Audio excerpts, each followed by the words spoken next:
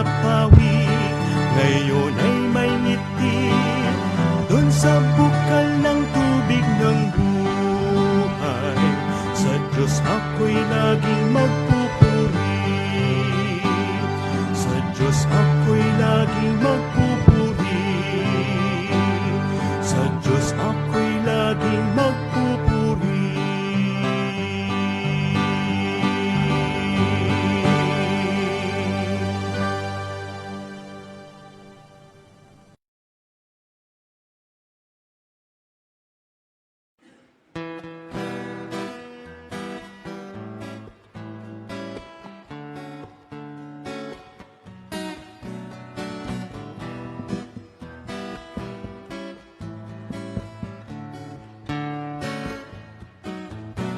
Masaya, maligaya sa tuwing Disyembre na, naghahanda ng regalo sa monito monita. Aguinaldo'y inabangan mula kay ninong at ninang, liwanag ng parol kahit sana'y kumikinang. Ngunit para bang may kulang, para saan nga bang handaan? Noche Buena at kantahan, yan lang bang kahulugan? Ang rason ng Pasko ay ang buhay ni Kristo, mula sa langit nagkatawang tao. Kaligtasan ng buhay ang hatid sa akin at sa'yo. Si Jesucristo ang rason ng Pasko. Masasayang mga pamilya sa mga tahanan, panahon ng bagong baro at bagong mga laruan. Sobra-sobrang pagpeprepara, maghagarang sorpresa, matatamis na ngiti na dala ng pagbibigayan. Ngunit para bang may kulang, para saan nga bang handaan? Noche Buena at kantahan, yan lang bang kahulugan? Ang rason ng Pasko ay ang buhay ni Kristo, mula sa langit nagkatawang tao. Kaligtasan ng buhay ang hatid sa akin at sa'yo. Si Jesucristo ang rason ng Pasko. Pag-ibig na para sa akin at sa'yo, walang hanggang buhay kanyang regalo. Kung atin lang siyang tatanggapin sa ating puso, mapapasayo ang kaligtasang regalo. Magpuri tayo sa kaganapan ng Pasko.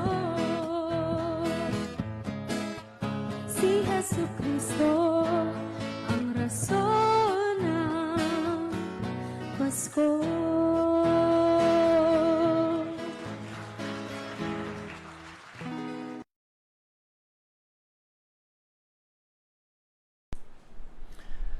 Hello everyone! Happy Thursday po sa inyong lahat. Isang papuri at pasasalamat muli ang nais kong iparating sa ating Panginoon sa pagbibigay po niya ng muling pagkakataon na ako po ay makapagministeryo dito po sa ating pinagpalang gawain. Ito po ang Feasting on the Divine Verses Online Ministry. Kaya sa bawat isa po, sa anumang bansa na inyo pong kinalulugaran, I would like to greet you in the name of our Lord Jesus Christ. At sa mga nakatune in na po ngayon, Pinupuri ko po ang Panginoon sa inyo pong pagsuporta dito po sa ating ministeryo. It is really great and wonderful na ako po ay nakabalik para po dito. Thank you po sa lahat ng mga nag-pray po sa akin. Medyo nagkaroon po ako ng struggle sa akin pong boses dahil na rin po sa mga sunod-sunod na pangangaral. But I really praise the Lord sapagkat pinahinga lamang po niya ang inyong lingkod. At salamat lagi sa mga relievers po natin, lalo na po sa ilan sa mga ministeryo po na napakahalaga na patuloy po nating magampanan. And I would like to thank also yung pong mga nag-invite po sa akin, naging very understanding doon sa kalagayang ako po ay hindi nakaganap. So patuloy nyo pa rin pong ipag-pray ang aking pong boses at ako po ay talagang laging eager na makapag-ministeryo po sa inyong lahat. Kaya ulitin ko po, lahat ng naka-tune in na ngayon, hindi ko man po kayo mangalanang isa-isa, pero ako po ay lubos na nagpapasalamat at nagpupuri sa Panginoon sa lagi po ninyong pagtangkilik dito po sa ministeryong ito. And thank you very much sa ating pong napagandang opening number, Rason ng Pasko. Yan po ay sariling composition ni Sister Junelli Bughaw. So, blessing ang iyong awit, Sister Junelli. Thank you so much at patuloy ka pang magpagamit sa Panginoon, anak. At ako'y talagang nabe-bless sa family ninyo.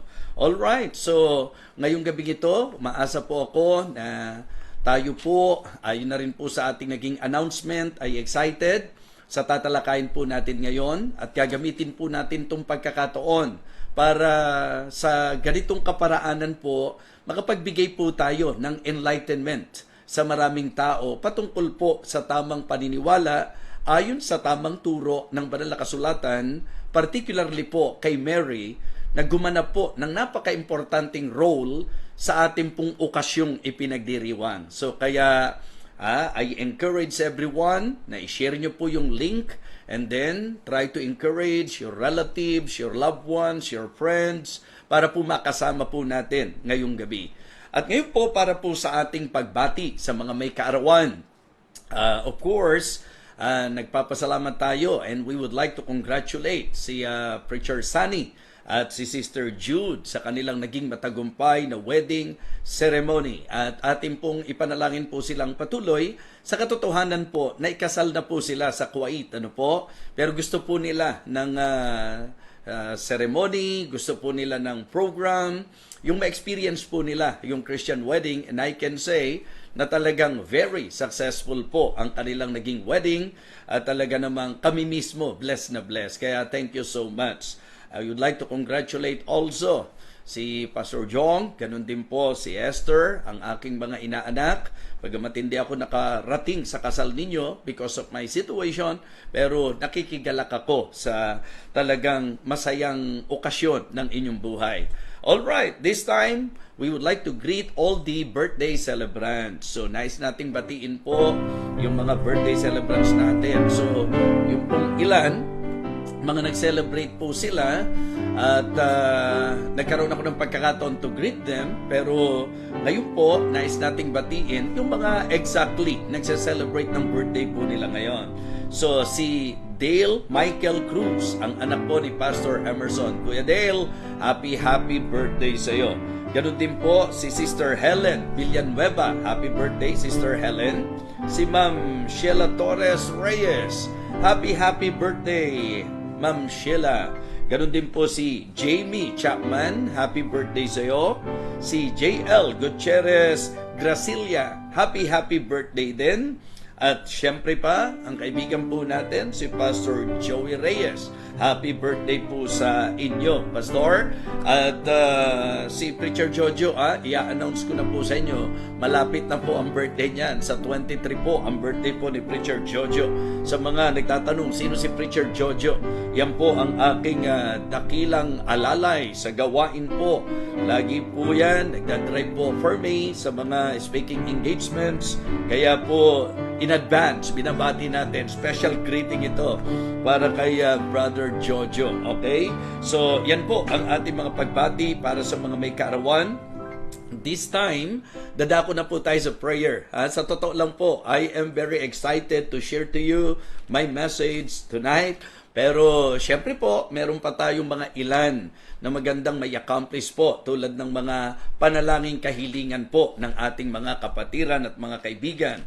At kung kayo po ay merong mga prayer request at kung nababasa nyo po, kung sa comment po natin, meron pong nagbibigay ng kanilang prayer request, isang magandang practice po na magpanalanginan po tayo sa isa't isa. Ano po? So sige po, mananalangin po tayo at hihilingin na rin po natin ang gabay ng Diyos para sa ating pong pagsasalo-salo sa kanyang banal na salita. So please join me in our prayers. Sa mga nagse-celebrate po ng wedding anniversary, happy wedding anniversary po sa inyo. Sa mga may church anniversary celebration, happy anniversary din po sa inyo. Sa mga pastors natin na nasa abroad, pagbati po para sa inyong lahat. Kasama na po ang mga kapatiran. Yung mga kapatiran din natin dito working abroad, binabati po namin kayo. Yung mga missionaries and pastors natin dito sa Pilipinas, binabati po namin kayo. So, ipinapaabot natin ang pagbati po natin sa bawat isa, lalo na po sa mga nakasubaybay po ngayon. Sige po, tayo po ay manalangin. Dakilang Diyos, aming Amang Banal, kami po'y nagpapasalamat sa muling pagkakataon na ipinagkaloob mo sa amin, particularly po sa akin. Alam mo po ang aking eagerness na lagi makapagbahagi ng iyong salita. Thank you so much, Heavenly Father, na nakarecover na po ako sa aking pong boses. Thank you po sa iyong makapangyarihang kamay. And thank you, Lord, for the privilege once again to serve you and to share your word to your people. I pray, O Father, na ngayong gabing ito, sasagutin mo po ang aming mga panalangin. Uunahin ko na po si Ara Tuason, Panginoon, yung pong kanyang wise decision, Panginoon, right decision na dapat gawin sa mga job offers po sa kanya. Sa iyo po kami nagtitiwala ng gabay. Panginoon, ganun din po ang provision para po kay Sister Arabel at ang kanyang safe pregnancy. At ang hiling ko po, dakilang Diyos, ingatan mo po, hindi lamang siya, kundi ang sanggol sa kanyang sinapupunan. Even to Sister Jude, Panginoon, ingatan mo rin po ang kanyang pagbubuntis. Ganon din po, dakilang Diyos, hiling po namin sa iyo ang complete recovery po at ang good health po ni Ella at ni baby Ezekiel, Panginoon. Si Brother Sean, nawa makarecover na rin po siya sa kanya pong karamdaman. Si Ate Lina Pedro, Panginoon, hiling ko po ang iyong makapangyarihang kamay na magbibigay kalakasan at kagalingan po sa kanyang karamdaman, particularly sa kanyang ubo, dakilang Diyos. Hiling ko rin po, Panginoon, si Nanay Gloria Kabiling, na nawa, Panginoon, bigyan mo po siya ng maayos na kalusugan, malakas na katawan, at naway naging mabuti po ang resulta ng kanyang mga lab test, Panginoon. Complete recovery din po at maayos na kalusugan ang hiling po namin kay Preacher Henry at kay Sister Kenji, Panginoon. Full recovery po at ang mabuting resulta po ng PET scan ni Nanay Ligaya Duran, Panginoon. Hiling po namin na talagang ang iyong makapangyarihang kamay din ang umabot sa kanya at pagalingin mo po siya, dakilang Diyos. Ganon din po, dakilang Ama, ang patuloy na hiling po namin para sa kalakasan po ng nanay po ni Ate Maan, si Nanay Anita, Panginoon. Lagi mo po siyang ingatan, gabayan, nawa, Panginoon, sa kanyang isipan, ikaw po ang patuloy na umabot sa kanya. Complete healing din po kay Brother Chito, Panginoon. So, sa kanya pong karamdaman, at ganun din po, yung pong tuhod po ni Sister Minda, yung injury po niya, pagalingin mo po, dakilang Diyos. Kinanay Arcadia din po, ang hiling namin, kagalingan din po niya, dakilang Ama. Provision din po para sa kanilang pamilya. Kagalingan din po at probisyon para po kay Jacob Gomez, Panginoon. Ikaw po ang nakakakilala at nakakaabot sa kanya, kaya sa iyo po namin siya ipinagkakatiwala ng lubusan. Ganon din po si Sister Russell, Panginoon, pagalingin mo po siya, dakilang Ama. Maging si Sister Diane, si Topher, si Pastor Nolan, dakilang Diyos. Pagalingin mo po silang lahat sa kanilang mga karamdaman, kasama na po si Ma'am Keisha, at ganon din po si Brother John Pabi, si Sister Marga, at ganon din muli, Panginoon, si Brother Sean. Dakilang Diyos, hiling ko po na lahat ng mga nakasubaybay ngayon na may mga prayer request, ito man po ay financial provision, ito man po ay physical healing, ito man po ay problem solution, ano man po wisdom na kailangan po nila, Dakilang Diyos, sa iyo ko po ipinagkakatiwala ang bawat isa. Panginoon, gabayan mo rin po kami sa amin pong pag-aaral ngayong gabi. May you continue to give me wisdom, Heavenly Father, and always guide me as I share your word to your people, O Lord. Thank you so much po sa ministry ng Feasting on the Divine Verses. Salamat din po sa mga kabalikat sa gawaing ito. Hiling ko po, O aming Diyos, ang patuloy na pagbibigay kalakasan mo kay Aida. Nawa makarecover na po siya ng lubusan at gawin mo po na pagkakataon nito upang siya po'y makapagministeryo sa mga makakaranas din po ng kanyang naranasan. Ang aking pong nanay, Panginoon, palakasin mo po siyang patuloy. Salamat po sa patuloy na pag-iingat mo sa kanya. Ang aking pong mga mahal na kapatid, ang kanilang pamilya, dakilan Diyos, ayoko po sila ipinagkakatiwalang lubos. Ang aking pong buong pamilya, si Ma'am Maris, Panginoon, si Sophia, everyday protection po sa kanila, dakilan Diyos. Ganon din po ang iyong guidance sa mga desisyon na amin pong gagawin, Panginoon, at ginagawa. Si Pastor Orson, si Sister Tessie, hiling ko po ang laging pagbibigay mo sa kanila ng pagpapala sa kanilang buhay at maging kalakasang patuloy kay Teacher Tessie at ang maayos na resulta lagi ng kanyang check-up. Si Sister Chari, Sister R.A., Panginoon, ang guidance mo rin po sa kanila. Si Preacher Jojo, Sister Winnie, ang pagbibigay mo ng kalakasan, lalo na sa kanyang trabaho, at hiling po namin na tulungan mo po siya at bigyan mo po siya ng pabor sa kanyang mga schedules. Panginoon, si Brother Junjun, si Bernadette, ang kanilang pamilya, pinagkakatiwala ko po sila ng lubusan sa iyo, dakilang Ama. Hiling ko po, O Diyos, na maging ang iyong lingkod ay patuloy mong bibigyan ng kalakasan. Ikaw po, dakilang Diyos, ang aking pinagtitiwalaan na sasagot sa lahat ng aming mga panalangin. May you again bless us through your word tonight. Thank you so much, Heavenly Father. Ikaw po ang nais naming maging sentro ng aming pong pagmiministeryo, ng aming pong pagbabahagi ng iyong salita, at nais naming pasalamatan ka sa lahat ng bagay.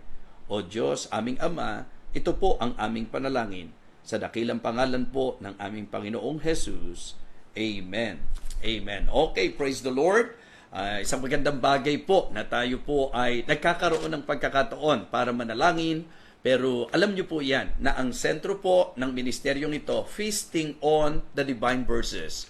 Nandoon po ako sa kalagayan na nagdudwell po tayo na ang ministry na ito ay patuloy at patuloy na makapagbahagi po ng salita ng Diyos sa bawat isa na gutom at uhaw sa katwiran. Sabi nga po sa Bible, mapapalad ang mga nauuhaw at nagugutom sa katuwiran sapagkat sila'y bubusugin. Na hindi lamang sa tinapay na bubuhay ang tao, kundi sa bawat salita na lumalabas sa bibig ng ating Panginoon. At ang Biblia po ang tanglaw sa ating pong paglakad sa buhay na ito bilang Kristiyano. Kaya let us continue to pray na ang ministry na ito, mga kapatid, ay makaabot sa iba't ibang bansa, sa maraming tao, makapagbigay at makapaghatid ng mensahe ng kaligtasan sa mga nangangailangan at siyempre pa magpatibay sa mga mananampalataya at magsilago sa pagkakatuto sa banal na kasulatan. This time, bago po ang aking pagbabahagi ng mensahe, nais kong pakinggan po natin ang tanging bilang.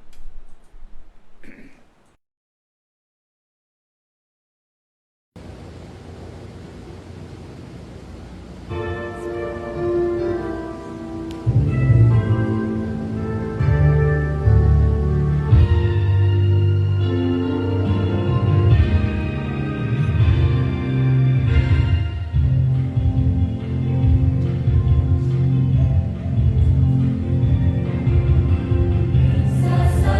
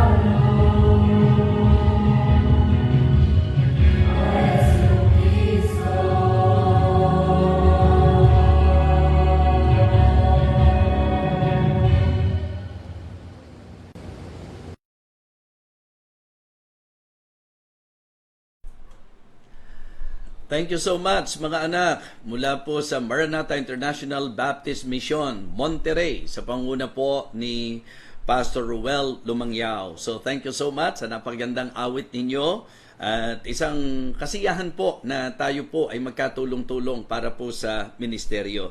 So ngayong gabing ito, katulad ng sinasabi ko po, I am very excited and eager to share with you yung message po ng Panginoon. Actually po, nung ako po'y gumagawa ng message, please do pray for the success of the evangelistic meeting sa Sunday afternoon po. At nais nating i-welcome po sa ating bansa sila Pastor Alvin, sila Ate Tina.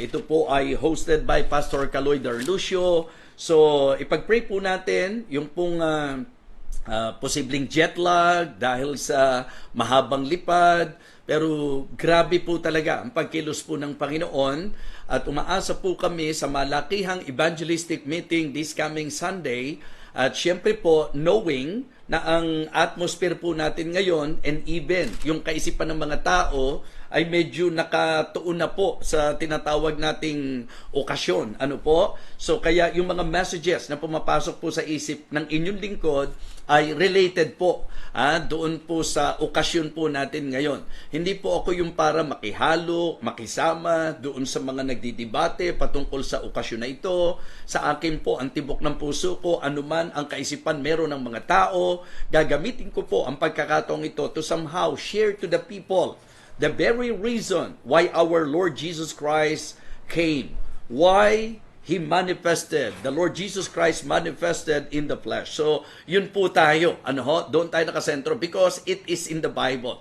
Ito po ay nasa Biblia. So again, ipag-pray nyo po si Pastor Alvin, si Ate Tina, yung buong team po nila from North Valley, para po sa matagumpay na gawain po dito po sa ating bansa. At ang hiling ko po, isama nyo po sa prayer, yung physical strength po. Nakaka-amaze at nakaka-bless po talaga ang pagpapagamit nila sa Panginoon. Now, sa mga messages na tumatakbo po sa aking isipan, ako po ay dinala ng Banal na Espiritu sa kapasyahan. What I mean to say, ang isi-share ko po sa inyo, para sa akin po, katulad ng lagit-lagi, dahilan kung bakit ako nangangaral, it is because of the leading of the Holy Spirit. And we cannot deny the fact na sa okasyong ito, ang isa po sa prominenteng tao na masasabi po nating na pag-uusapan ay walang iba kundi si Blessed Mary. And it is good to understand clearly from the Word of God yung pong teaching about her. Kaya ngayon po, makinig po kayong mabuti. Tinitiyak ko po sa inyo na ma-appreciate po ninyo ang ating pong magiging pag-aaral ngayong gabing ito. Kasi ang isang nakikita ko po na negative impression kapag ka nagbibiblia, ang akala po ay salungat o kontra kay Maria. Nagkakamali po kayo. Ang mga tunay na natuto sa Biblia ay tiyakan na ma-appreciate si Mary at hahangaan po si Mary. Bagamat, makikita rin po natin sa pag-aaral natin kung hanggang saang kalagayan po marapat po natin siyang hangaan at masasabi po nating pasalamatan sa Panginoon. Alright? Luke chapter 1. Kung may Biblia na po kayo, pakibuksan po ninyo ang inyong mga Biblia sa Luke chapter 1 at magsisimula po ang aking pagbasa sa verse number 26. Medyo mahaba-haba po ang ating pong babasahing mga talata, pero nais ko po na sa pagbasa ko pa lamang, mga minamahal, ay makinig na po kayo ng buong ingat para sa pagbasa pa lang po, nakakagawa na po sa atin ang banal na Espiritu. Luke chapter 1, beginning verse number 26. And in the 6th month, the angel Gabriel was sent from God unto a city of Galilee named Nazareth, to a virgin espoused to a man whose name was Joseph, of the house of David, and the virgin's name was Mary. And the angel came in unto her and said, Hail, thou that art highly favored, the Lord is with thee. Blessed art thou among women. And when she saw him, she was troubled at his saying, and cast in her mind what manner of salutation this should be. And the angel said unto her, Fear not, Mary, for thou hast found favor with God. And behold, Thou shalt conceive in thy womb, and bring forth a son, and shalt call his name Jesus. He shall be great, and shall be called the Son of the Highest.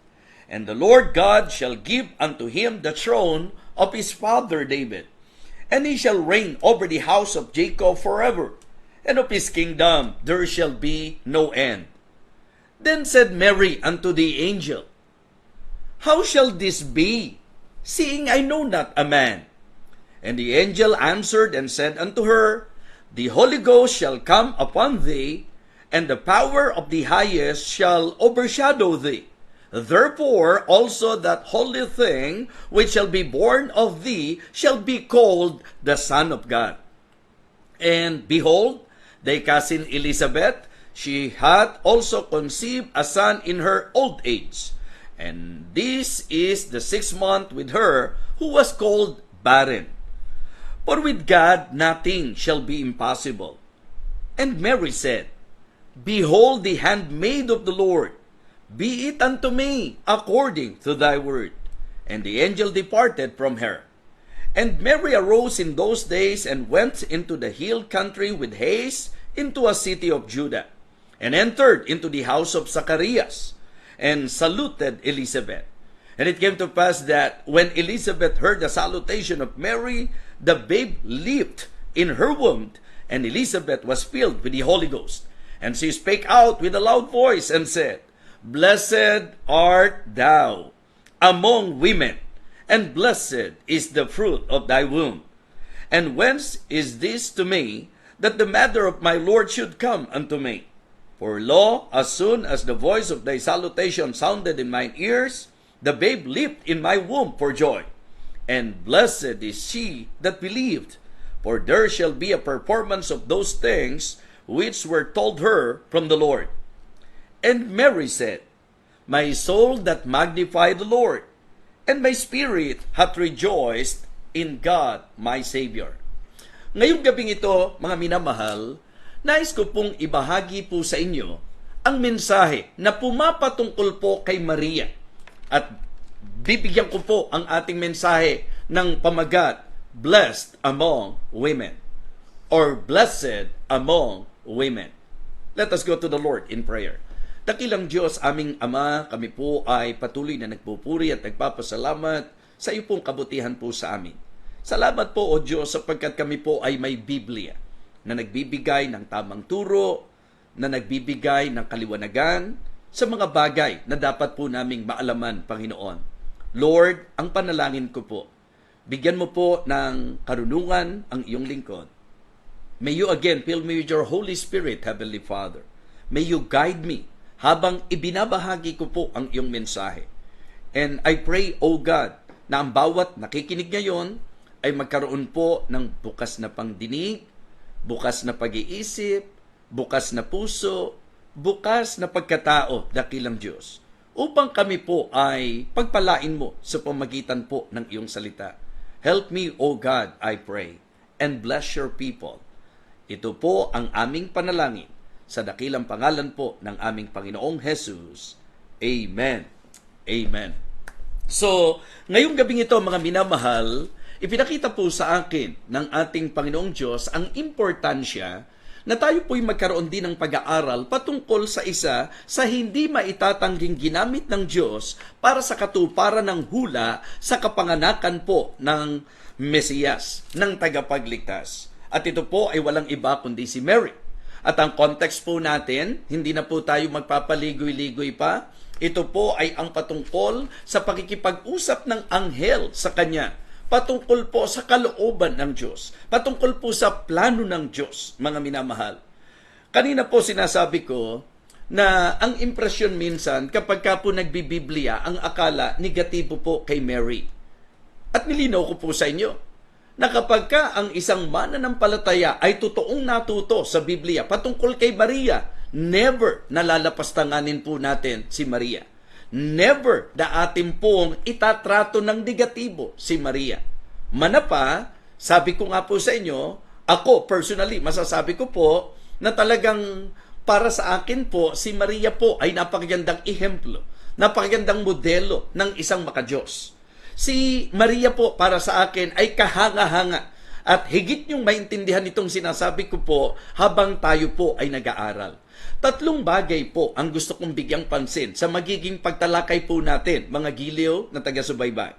Sa bawat isa po ngayon na nakasubaybay po sa ating pag-aaral, nais ko po na bigyan ng emphasis ang tatlong bagay patungkol po kay Maria.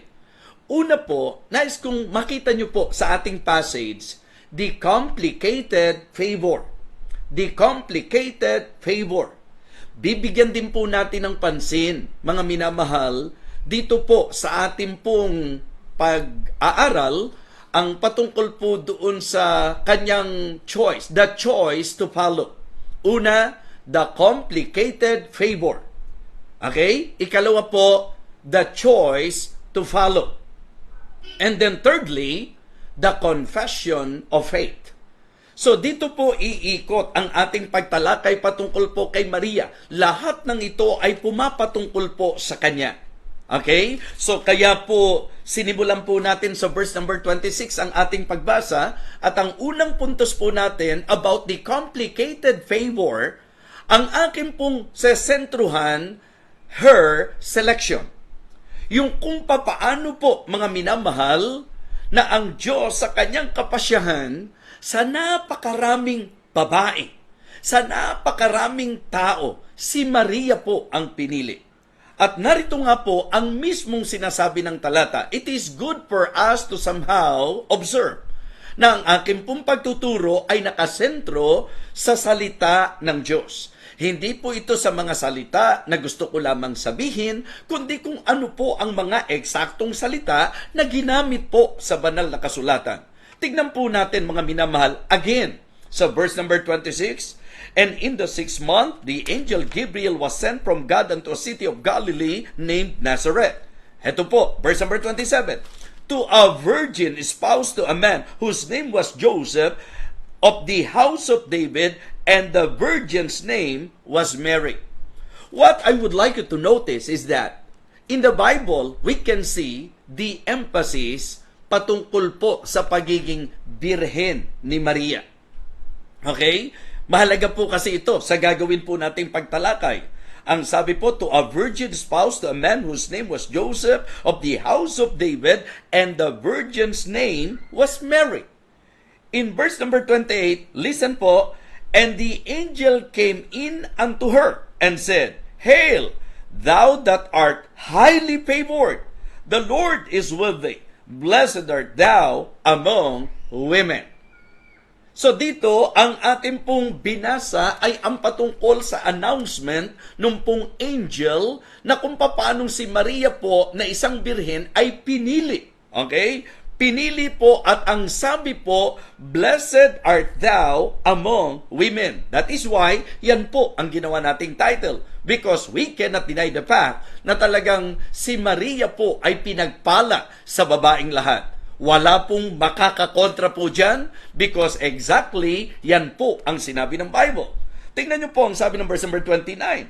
And when she saw him, she was troubled at his saying, and cast in her mind what manner of salutation this should be.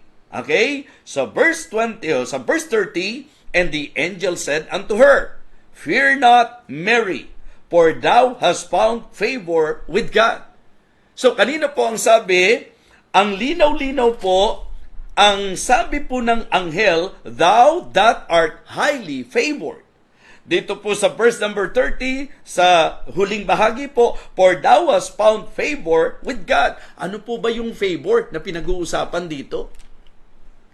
Ano po ba yung tinutukoy na favor na ipinatungkol po kay Maria? Ano po yon? Heto po ang detalye, mga minamahal. Verse 31, And behold, thou shalt conceive in thy womb, and bring forth a son, and shalt call his name Jesus. Heto na po. Gusto kong makita nyo po at matanaw nyo po yung sinasabi kong komplikasyon. Okay? The complicated favor, mga kapatid, na ito po ay pabor na ibinigay ng Diyos, pero teka, parang komplikado because well emphasized na siya po ay virgin and then tapos ang sabi, magdadalang tao. 'Di ba? Komplikado po 'yan.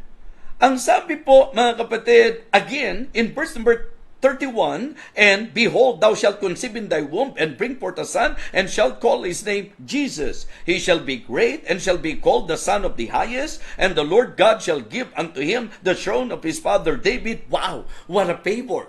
To be chosen, to be selected. Diba? What a favor! Pero, again, ang gusto kong makita nyo rito, yung komplikadong sitwasyon, yung kalagayan. Ang sabi ng verse number 33, and he shall reign over the house of Jacob forever, and of his kingdom there shall be no end. Here is what I would like you to see. Verse 34, then said Mary unto the angel, how shall this be? Seeing I know not a man. Paano mangyayari yung sinasabi ng anghel, birhin ako? Diba? Wala akong nakasiping. Paano yan? Mga kapatid, komplikado ito sapagkat sa kaugaliang Hudyo, sa batas ng Hudyo, alam po natin ito'y maglalagay sa kanya sa panganib. Ang sabi ko nga po sa isang mensahe ko, alam nyo po, ang makikita nyong problema rito, yung love life ni Mary. Okay? Ang makikita nyo na problema dito, yung mismong life ni Mary. And then, yung loved ones. Sa usapang buhay niya, babatuin po siya. Sa usapan pong love life niya, kung ikaw si Joseph, na talagang alam mo na hindi mo siya sinipingan, tapos malalaman mo buntis siya, hindi ba po pwede na mag-create ng malaking trouble ito sa relasyon po nila? And then sa loved ones mo, anong sasabihin ng mga mahal mo sa buhay? Kung malalaman nilang birhin ka, na kung tutuusin, nandoon ka sa kalagayan na wala ka pang asawa. Okay? So, I hope na nagiging klaro po sa inyo kung bakit ang naging puntos po natin dito ay complicated favor. Favor sapagkat hindi po biro ito. Napakaganda po. Napakatinding pagkakapili po sa kanya. Imagine po, siya ang magsisilang sa Panginoong Jesus sa katawang laman. Hindi ba napakatinding favor yan? Thou that art highly favored. The Lord is with thee, blessed art thou among women.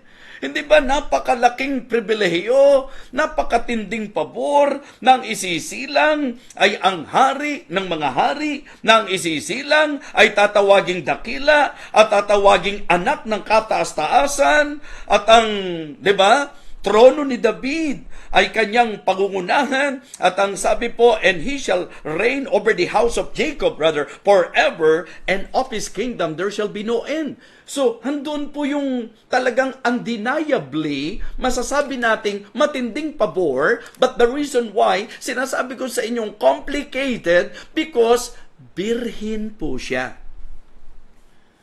Alam nyo, mga kapatid, mga minamahal, sa mga nag-aaral ng Biblia, dapat makita nyo po ang importansya ng talagang katotohanan na si Jesus Christ, sa tamang doktrina po, ipinanganak po siya ni Mary sa birheng kalagayan. Wala pa po, hindi pa po nagsasama si Joseph. Bagamat, pag inaral nyo po, they are already betrothed sa isa't isa. Nasa betrothal stage na po sila. Kasi yan po ang masasabi nating kalakarang Hudyo, di ba? Sa atin po, engaged na po talaga sila. Kumbaga po, yung estado na yon, yun yung katayuang alam na po ng lahat na sila po ay magiging mag-asawa. Okay? So, kaya importante po ito. Why? Sapagkat para sa akin po, malaking komplikasyon po ito na si Mary na betrothed kay Joseph, malalamang buntis sa kalagayang hindi pa sila nagsasama. Tapos po, alam natin na sinabi ko sa inyo kanina, maaari siyang pagbabatuhin pag nakitang buntis siya sa kalagayang hindi siya married. And then, yung loved ones niya, talagang malaking question mark ito. Okay? So, this time, I believe, klaro na po sa inyo kung bakit ang punto po natin complicated, the complicated favor. But, again, sa usapang sa Diyos, napakalaking favor at napakalaking blessing na piliin ka ng Panginoon. Mga kapatid, isa lang po ang pipiliin para magluwal sa Panginoong Jesus sa kanyang pagkakatawang tao. Importante po, mga kapatid, mga minamahal, na sa pag-aaral natin ng salita ng Diyos, talagang wag na wag natin pong tingnan shallow yung virgin birth. Okay? That Jesus Christ was born of a virgin. Tingnan niyo po yung record sa Matthew. Ito po yung magiging teksto ko sa evangelistic meeting, pero gusto ko pong pansinin po natin kung gaano ka-consistent po ang Biblia na sa usapang pagkakapanganak sa ating Panginoong Jesucristo, malinaw po na ang sabi po, birhen po siya. Ganito po ang sabi ng verse number 18, Matthew chapter 1. Now the birth of Jesus Christ was on this wise, when as his mother Mary was espoused to Joseph, listen to this, before they came together, she was found with child of the Holy Ghost.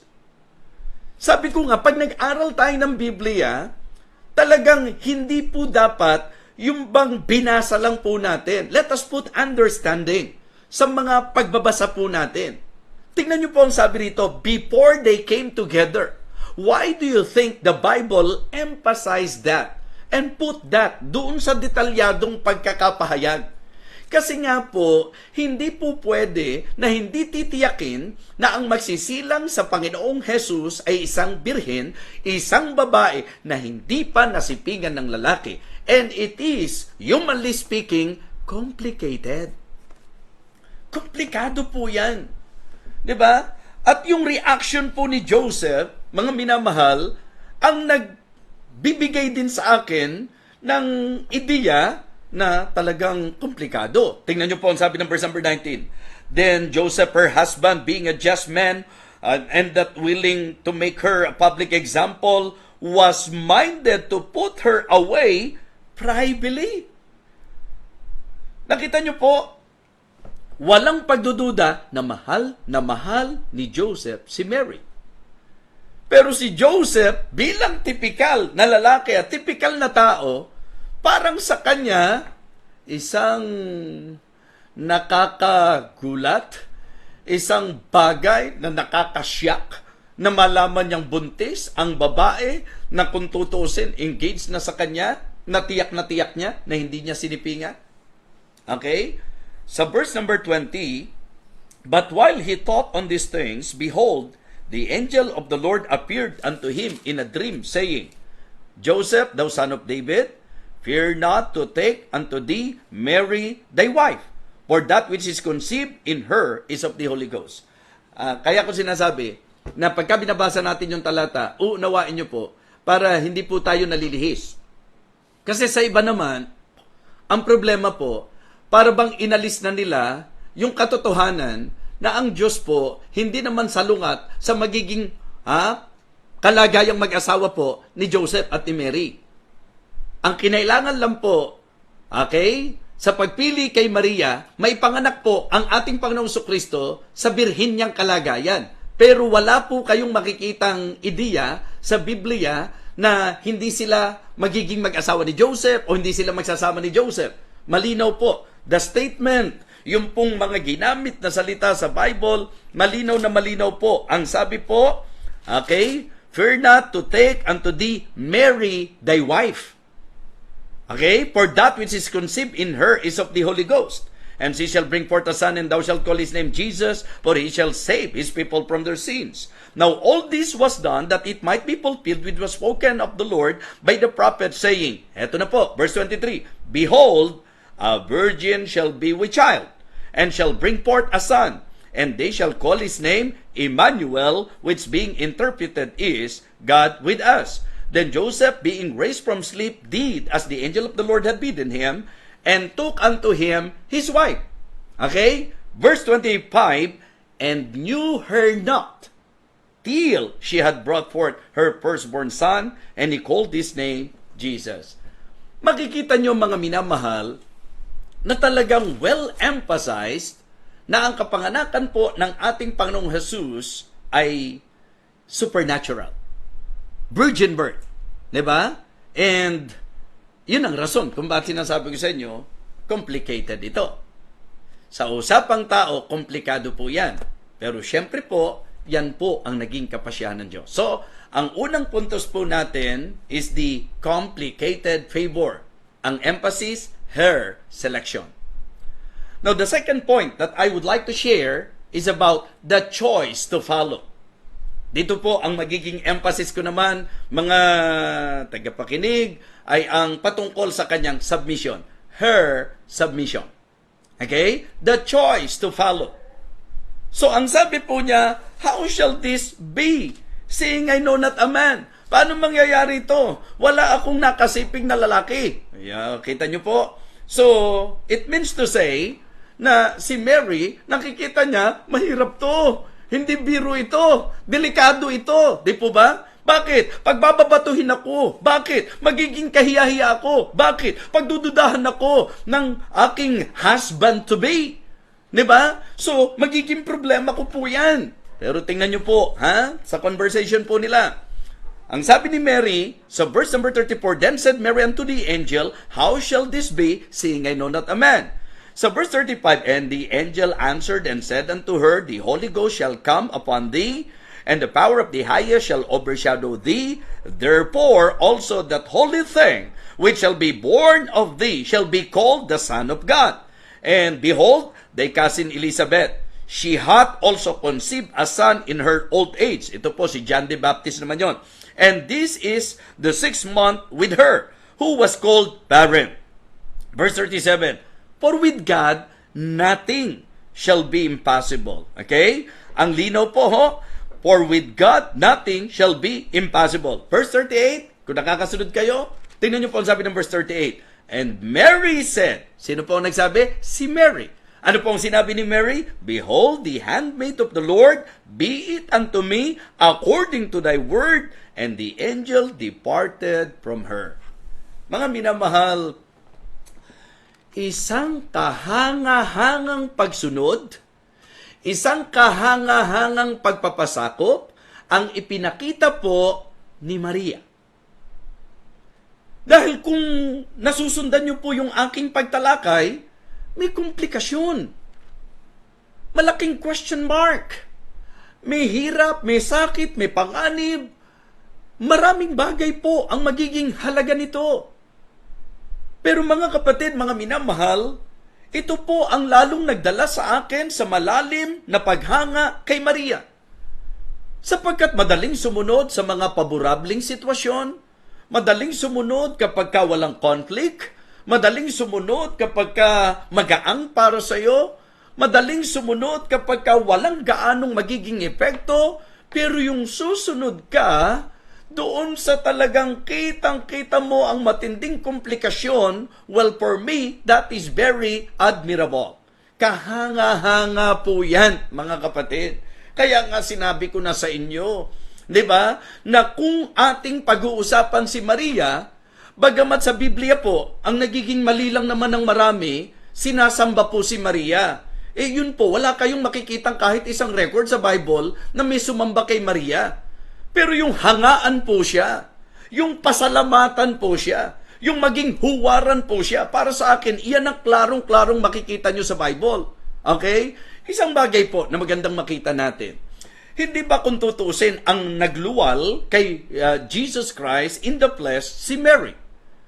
Pero klaro po ito na sa Matthew chapter 2, ang sabi po, Now when Jesus was born, verse number 1, Now when Jesus was born in Bethlehem of Judea in the days of Herod the king, behold, there came wise men from the east to Jerusalem, saying, Where is he that is born King of the Jews?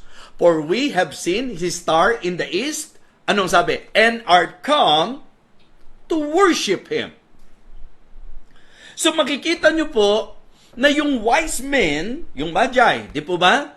So sila po na talagang nagkaroon ng eagerness na hanapin po ang ating Panginoong Jesus, na doon sa kanilang naging lakbay, tinataya po na maglalaro sa 2 taon po yan, mga kapatid, nung kanilang masumpungan ang ating Panginoong Jesucristo, at hindi na po ito yung nakahiga sa sabsaban. Kaya nga ang decree po ni King Herodes, di ba, ni King Herod, ipapapatay yung 2 years old and below. Kasi parang threat sa kanyang pagiging hari. Kaya nabagabag siyang mainam. Nagbigay siya ng decree. So, yun po, nagdadala sa atin doon sa ideya na talagang nung nasumpungan po ng wise men, ito pong Panginoong Jesus, hindi na po yung sanggol na nasa sabsaban, kundi bumilang na po ang panahon. Ngayon, hindi yan ang gusto kong ipunto. Ang gusto kong ipunto, doon po sa naging paghanap ng wise men, their intention and the reason why they are seeking for Jesus, according to the verse, is to worship Him. Okay? So verse number 10 ng Matthew chapter 2, verse number 10. And when they saw the star, they rejoiced with exceeding great joy. And when they were come into the house, they saw, listen to this, they saw the young child with Mary, his mother, okay, and fell down and worshiped Him. You see, even the wise men, bagamat si Maria ginamit ng Panginoon, bagamat si Maria pinaburan ng Panginoon, bagamat si Maria po ay kahanga-hangang tagasunod ng Panginoon, na ginamit po sa hindi birong kaparaanan, but we can say na doon po sa record, yung pong wise men, they fell down and worship Him.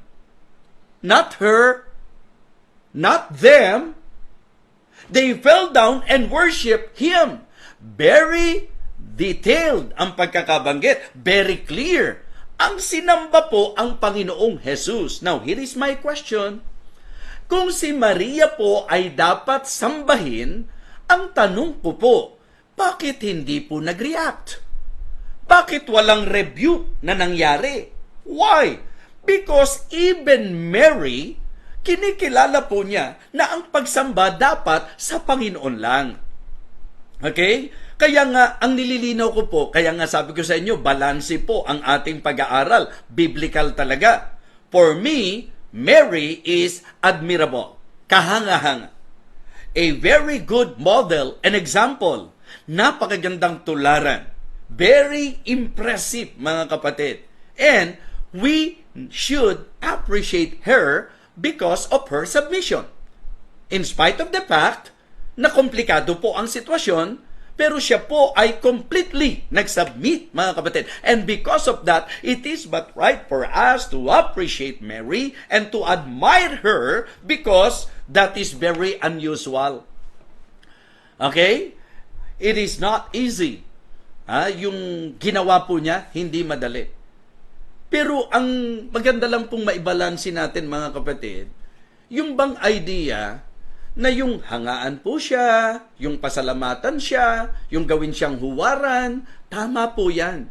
Pero yung sasambahin po siya, mga kapatid, kung yan po'y marapat, dapat ginawa po ng wise men yan. O kaya, sa Biblia, saan namin kahit isang record man lang, na ipinakita po na si Maria ay sinasamba po talaga. Pero wala pong ganun sa Biblia. You know why? Because worship belongs unto the Lord only. Yung pong pagsamba sa Diyos lamang po. Kaya nga, napakaganda po nung pong, yung bang eksaktong pagtanaw na si Maria po ay ina ng ating Panginoong Jesus sa katawang tao.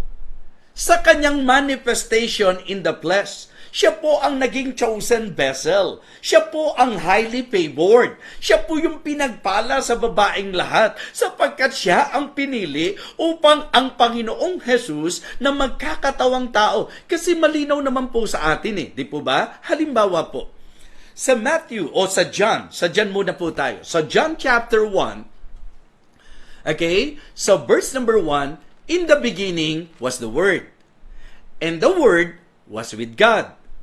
And the Word was God. So verse number 2, the same was in the beginning with God. Verse number 3, all things were made by Him, and without Him, that was not anything made that was made. So sa verses 1 and 3, 1, 2, 3 ng John chapter 1, malinaw kung sino ang tinutukoy. Ito po ay ang Panginoong Jesus. Paano mapagtitibayan? Sa 1:14 ng John, okay? Ang sabi po, and the Word was made flesh, and dwelt among us. And we beheld His glory, the glory as of the only begotten of the Father, full of grace and truth. So makikita nyo po, na sa turo ng Biblia, ang ating Panginoong Jesus ay meron pong dalawang kalikasan. Kalikasan po ng Diyos sapagkat siya po'y Diyos. Kalikasan ng tao sapagkat siya po'y nagkatawang tao. Sa madaling sabi po, sa isang tamang pagtuturo, si Maria po ay ina ni Hesu Kristo sa kalagayan bilang nagkatawang tao. Okay? At ito po ang rason kung bakit hindi po siya dapat makaagaw. Siya po'y instrumento, pero ang sentro po yung isisilang, yung pong mahahayag sa laman, yung pong magkakatawang tao. Makikita nyo po dito na si Mary po, napakatindi po ng kanyang submission. Kaya nga sabi ko po, the choice to follow. Kahit mabigat, kahit mahirap, kahit delikado, pero sinabi ng Diyos, okay, niliwanag ng Diyos sa kanya yung plano at makikita nyo po na bagamat katakataka para kay Mary yun, paano mangyayari yan? Hindi ako nakakilala ng lalaki. And then, ang sabi po ng anghel, malinaw na ito po ay banal na spiritu na lumimlim sa kanya at ipapanganak si Hesu Kristo, tatawagin siyang anak ng Diyos at ang sabi po, siya po ang tagapagligtas. Okay? So kaya, mga kapatid, mga minamahal, ito po ang turo ng Biblia. Patungkol po kay Maria. Si Maria na babaeng pinagpala. Pinagpala sa babaeng lahat. Blessed among women. Unang nakita natin, the complicated favor. And what I emphasize to you is her selection.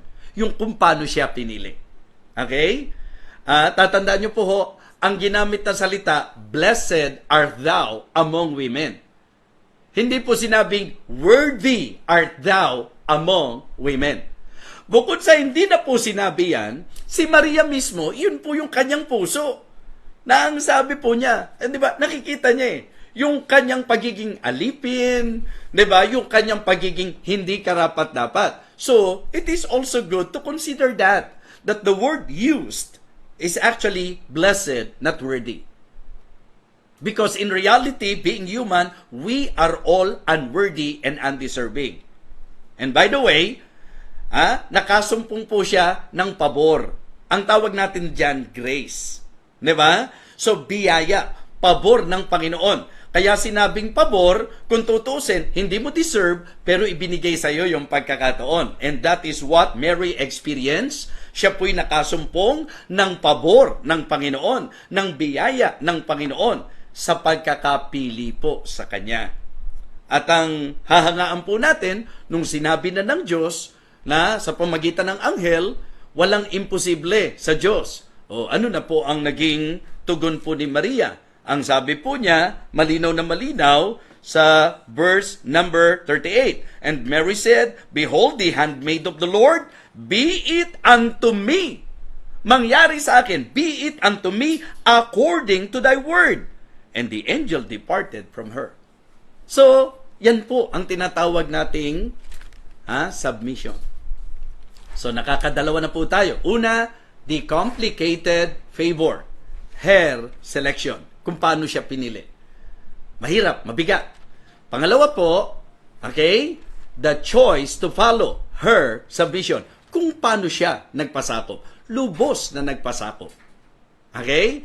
Pangatlo, magandang bigyang pansin po natin, mga minamahal, sa ating pong mensahe, the confession of faith. The confession of faith. At ang bibigyan ko naman ng emphasis dito, her salvation. Okay? Her Savior. Tingnan niyo po ang sabi ng verse number 46 and 47. And Mary said, my soul that magnify the Lord, and my spirit hath rejoiced in God my Savior. Here we can see that even Mary, she is acknowledging na kailangan niya ng tagapagligtas. Na siya'y may tagapagligtas. At sino po ang inaangkin niyang tagapagligtas? Walang iba kundi ang ating Panginoong Kristo. Kaya ang puntos natin, the confession of faith. yung kapahayagan ng kanyang pananampalataya. Ang sabi niya, okay? My soul that magnify the Lord, and my spirit hath rejoiced in God my Savior. Why? Sapagkat naging aware po siya kung sino po yung nasa kanyang sinapupunan. Di ba? Ang linaw po mga kapatid. Ang sabi po ng Biblia, dito po sa ating pong teksto, okay, verse number 28 again, and the angel came in unto her and said, Hail, thou that art highly favored, the Lord is with thee, blessed art thou among women. And when she saw him, she was troubled at his saying, and cast in her mind what manner of salutation this should be. And the angel said unto her, Fear not, Mary, for thou hast found favor with God, and behold, thou shalt conceive in thy womb, and bring forth a son, and thou shalt call his name Jesus. Tingnan niyo po sa record. Sa Matthew 1:21, Matthew 1:21. Ano po ang sabi? And she shall bring forth a son, and thou shalt call his name Jesus, for he shall save his people from their sins. Sabi po ni Mary, My soul that magnify the Lord, and my spirit hath rejoiced in God my Savior. So, she is including herself. Diba? That is the confession of faith. Ito po yung kanyang kapahayagan ng pananampalataya. Nung naintindihan niya ang lahat ng bagay, kung sino yung nasa kanyang sinapupunan, so ipinahayag po niya ito, God, my Savior, yung Diyos na aking tagapagligtas. So mga kapatid, mga minamahal, hindi po nawala ang kalagayang Diyos ng ating Panginoong Jesucristo nung siya po'y nagkataong tao, kundi yung luwalhati lang niya. Pero ang nililiwanag ko po sa inyo, sa katayuan po ni Mary, siya po ay ina ng ating Panginoong Jesus sa laman, sa katayuang tao, hindi po sa kalagayang Diyos. Okay? Kaya importante po na ito ay ating pong mabigyan ng matibay na pangahawakan. Di po ba? So, Savior po. Her Savior. Her salvation. So, yun po ang masasabi nating celebration ng naparaming tao. Yung mga special numbers natin kanina, di po ba? Mga paalala po yan eh. The best gift that you can ever have or receive is the gift of salvation, because the reason why Jesus Christ came is to save us. And the Lord used Mary para po yung katuparan ng hula na ipanganak siya ng isang birhen ay matupad, mga kapatid. Kaya nga sabi ko, kung si Mary po nag-aangkin ng tagapagligtas, di ba tayong lahat dapat ganun po, kilalanin natin ang tagapagligtas. Naalala ko po sa Luke chapter 2, di po ba? Sa Luke chapter 2, pansinin niyo po, mga kapatid. Sa verse number 7, And she brought forth her firstborn son, and wrapped him in swaddling clothes, and laid him in a manger, because there was no room for them in the inn. And there were in the same country shepherds abiding in the field, keeping watch over their flock by night. Ito naman po yung pinagbabatayan ng mga nagsasabi, hindi naman talaga December 25 pinanganak si Yesu Cristo kasi nasa labas yung mga pastol, hindi naman po lalabas yung mga pastol kung yan po ay kalamigan ng panahon. Well, may punto po yun. Pero sa akin po, shallow argument po yun. Why? Because for me, ang importante is not the date, but the doctrine. Ang importante is not the date, but the truth that Jesus Christ was really born. Amen? Yun ang importante. Mamali ka na sa date, wag lang sa truth na siya'y ipinanganak.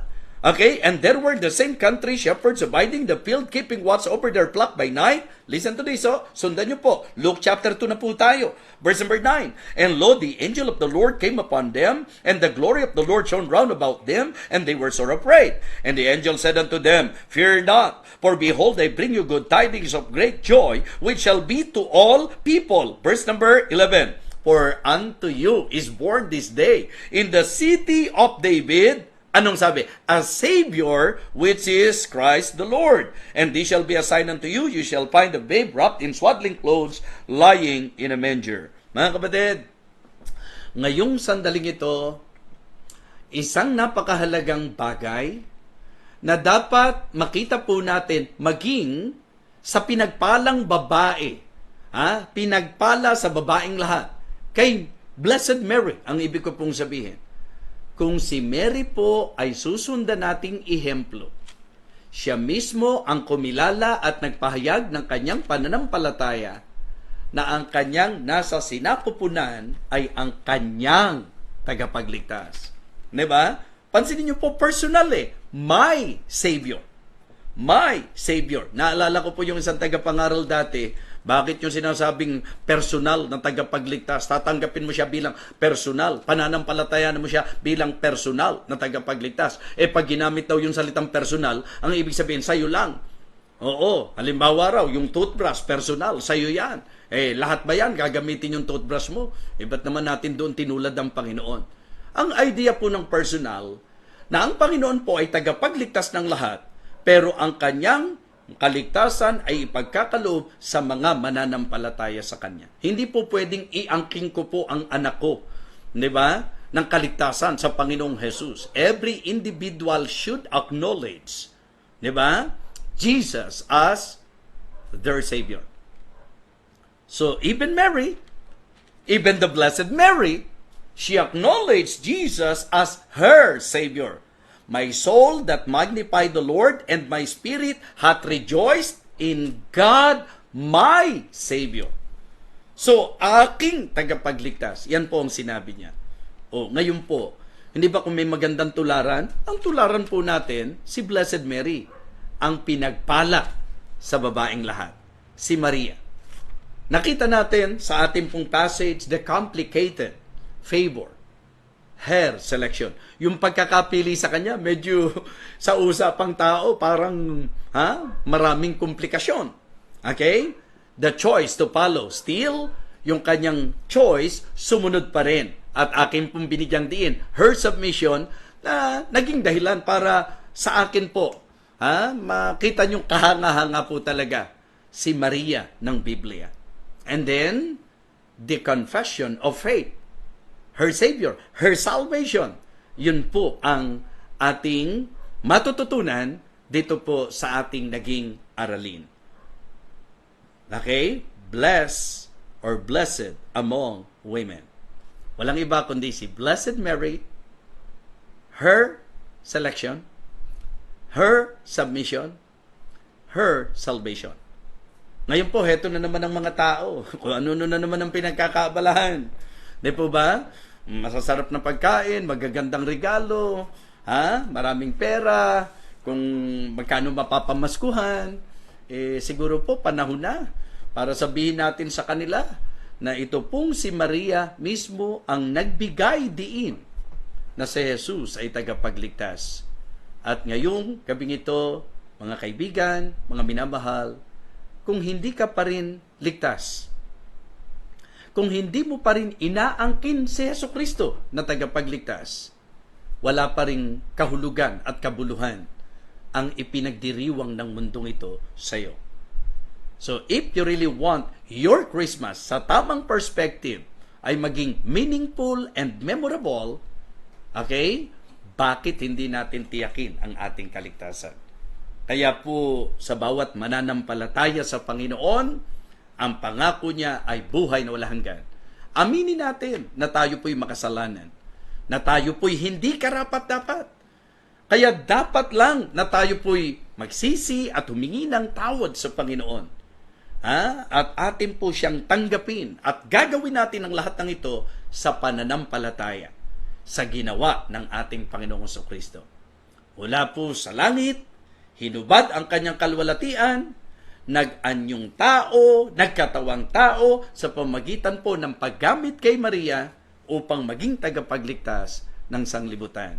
Ngayong gabing ito, mga kapatid, mga minamahal, I hope na tayo po'y na-bless at tayo po'y naliwanagan at nagkaroon tayo ng mas eksaktong kaunawaan tungkol sa pinagpala sa babaeng lahat, tungkol sa kay Blessed Mary, ayon sa itinuturo po ng Biblia. Tayo po'y manalangin. Dakilang Diyos, maraming salamat po sa pagkakataon na ibinigay mo sa amin na makapagsalo-salong muli sa iyong banal na salita. And I thank you, Heavenly Father, for this another opportunity. I pray, O God, na ang tinalakay po namin ay naging malinaw na doktrina sa bawat isa. Doktrina, hindi po nung nagsasalita, kundi ng Biblia. na siyang dahilan kung bakit ito po ang ibinabahagi ng nagsasalita. I pray, O God, na ang bawat isa po sa amin ay talagang magkaroon po ng higit na mataas na pagtanaw sa amin pong Panginoong Jesucristo. Nawa, ma-appreciate po namin ang babaeng ginamit mo, walang iba kundi si Blessed Mary. Nawa, ma-appreciate namin, to appreciate her, to admire her. Napakalaking bagay po, dakilang Diyos, na kami sa buhay namin, kung gagamitin mo kami sa anumang larangan, nawa maging mapagpasakop, masunurin po din sa iyo, katulad po ni Maria. Thank you so much, Heavenly Father. Sa iyo po ang aming papuri, parangal, at pasasalamat. Sa pangalan po ng aming Panginoong Jesus. Amen. Amen. Okay, so maraming salamat po sa inyo pong naging pagsubaybay muli sa ministeryong ito. At ulitin ko po, salamat po sa inyong pagpipray, sa inyong pong lingkod. Please continue to pray for me. In fact, masasabi ko po na talagang may mga nararamdaman na rin po ako, lalo na po sa lalamunan, pero talagang masagana po ang biyaya ng Panginoon. And please do pray na ang malakihang evangelistic meeting sa darating na linggo ng hapon sa lugar po ng gawaing pinangungunahan po ni Pastor Caloy sa pakikipagtulungan po ng North Valley Baptist Church doon po sa California ay talagang maging matagumpay at mapagpala. Muli po, maraming salamat sa inyo. Ito po ang inyong lingkod, Evangelist Fernando de Vega, na ang tibok ng puso, lagit-lagi ay ang ipangaral, walang iba kundi ang salita ng Diyos, at parangalan, walang iba kundi ang ating Panginoon Diyos. I love you all in the Lord. God bless everyone. To God be the glory.